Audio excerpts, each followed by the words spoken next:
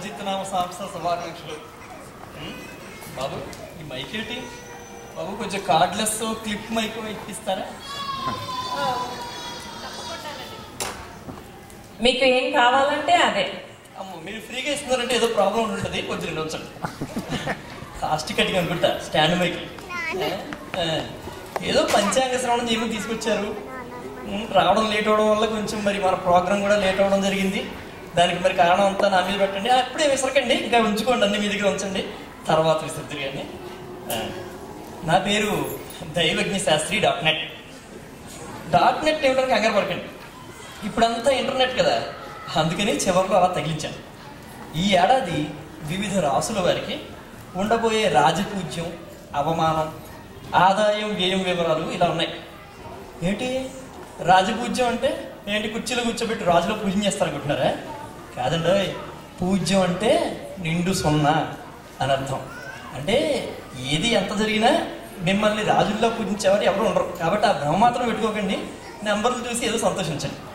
అయితే అవమానం అన్నది డిఫరెంట్ అండి. ఈ అవమానం అనేది ఏం చెప్తుందంటే ఈ ఏడాది మిమ్మల్ని ఎవరైనా కొట్టేసే అవకాశం ఎంత ఉందో తెలియజేస్తుంది. సరే, మరి విషయానికి వద్దాం. మేషరాశి వారు చాలామందికి ఇంగ్లీష్ రాసులు తప్ప తెలుగు రాసులు తెలియని పరిస్థితిలో ఉన్నాం. కానీ ఏదో అన్వయించుకుని మీరు అలాగే అనిచ్చేసుకోండి. చూద్దాం ఈ కంప్యూటరు ఏం చెప్తుందో. మేషరాశి వారికి ఆదాయం 4, వ్యయం 2, రాజపూజ్యం 4, అవమానం. ఈ రాశికి చెందిన వాడు అవడం చేత మన మెగాస్టార్ గారు ఈ ఏడాది కూడా పార్టీ పెట్టరు. కానీ పెడతాము అని నెలకి 2 సార్లు చొప్పున 24 సార్లు స్టేట్మెంట్లు మాత్రం ఇస్తారు. బ్రేకింగ్ న్యూస్ ఏంటంటే వారి కోసం రావాల్సిన రైలు అవుటర్లో ఆగిపోయిందంట. అక్కడ సిగ్నల్ పెట్టి దగ్గర మన సీఎం గారు ప్రతిపక్ష నాయకుడు కూర్చుని దాన్ని కదలనివ్వట్లేదని తెలిసింది. అందుకని వచ్చేడా చూద్దాం. ఇకపోతే వృషభ రాశి ఆదాయం 8, వ్యయం 11, రాజపూజ్యం 7, అవమానం 5.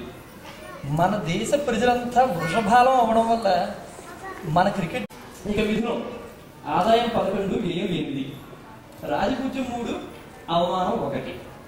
మన సీఎం గారు ఈ రాశికి చెందిన వారు కావడం చేత ₹2 కిలో బియ్యం పథకం కోసం పన్నులు పెంచడంతో ఈ ఏడాది చివరికి రాష్ట్ర జనాభా అంతా దారిద్ర్యానికి దిగువకు వెళ్ళిపోయి అందరూ ₹2 కిలో బియ్యానికి క్వాలిఫై అయిపోతారు.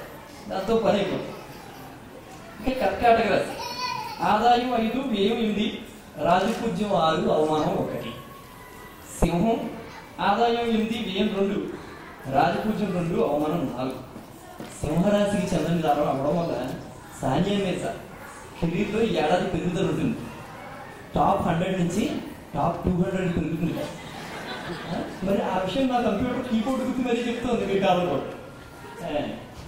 ఇక కన్యా రాశి ఆదాయం 11, వ్యయం. రాశి ఆదాయం 8, వ్యయం 11, రాజపూజ్యం 1, అవమానం 7. ఈ ఏడాది ఎప్పటి నుంచో ఉన్న ప్రాబ్లం మన తెలుగు ప్రజలందరూ చేసుకున్న కర్మ కొద్దీ ఇటు భాష అటు యాక్టింగ్ లేని చెక్క మొహాలు జిందాబాద్ అనుకుంటూ నార్త్ నుంచి దిగుతూనే ఉంటారు. వాళ్ళ ప్రాప్తం మన ప్రారంభం.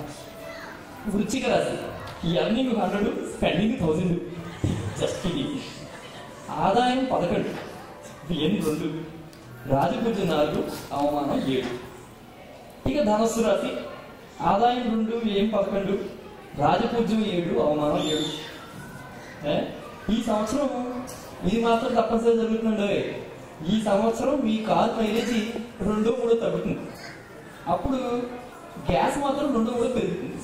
అప్పుడు అందరూ ఎక్కడికి వెళ్ళాల్సినా సరే నడవడం అనేది అలవాటు చేసుకుని ఆరోగ్యాన్ని పొందుతారు, గ్యారంటీ.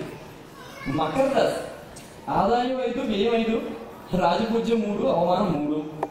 కుంభరాశి ఆదాయం 5, వ్యయం 5, రాజపూజ్యం 6, అవమానం 3. ఈ ఏడాది మన సీఎం గారు ప్రతిపక్ష నాయకుడిని తెలుగులో 3-4 రకాల తిట్లు, అదేదో అర్థం కాని భాషలో కొన్ని 100 తిట్లు తిడతారు. అయితే ఈలోగా ఎన్నికల్లో ప్రతిపక్ష నాయకుడే సీఎం అయిపోవడంతో ఆ తిట్లన్నీ తిరిగి ఆయనకే తగులుతాయి. మీనరాశి ఆదాయం 2, వ్యయం 6, రాజపూజ్యం 2, అవమానం 6. ఇది చివరి రాశి. మీనరాశి వారు అవ్వడం చేత మన ప్రెసిడెంట్ ఏది జార్జ్ పొదగారు. పొద అంటే కన్ఫ్యూజ్ అవుతారు కదా. బుష్ జార్జ్ బుష్ గారు ఈ ఏడాది పదవీచ్యుతులు అవుతారు, అంటే దిగిపోతారు అనమాట. అది మాత్రం ఏదో 4 ఏళ్ళు అయిపోయింది 8 ఏళ్ళు అయిపోయిన పదవిలో ఉన్నాడు దీనివల్ల దిగిపోవడం కాదు. అక్కడ మన మీనరాశి చెప్తున్న విషయం. నవంబర్ 4, 2008కి ఆయన రాజభోగం ముగుస్తుంది. ఏంటి పదవులు అంశాలా అక్కడ రావలేదండి. ఇక్కడ గ్రహాలు ఘోషిస్తున్నాయి, నక్షత్రాలు నసపెడుతున్నాయి, అష్టదిక్పాలకులు ససేమిరా అంటున్నారు. కాబట్టి అలాగే అనిచేద్దాం మరి ఈసారికి. సో మీ రాసులకి బాగా గుర్తుపెట్టుకుని ఆదాయ వ్యయాలు రాజపూజ్య అవమానాలు ఒళ్ళు దగ్గర పెట్టుకుని మరి ఏడాది జాగ్రత్తగా కాలక్షేపం చేసేయండి. వచ్చే ఏడాది కలుద్దాం. తథాస్తు. కుడి చేతులు తీస్తాను. తథాస్తు.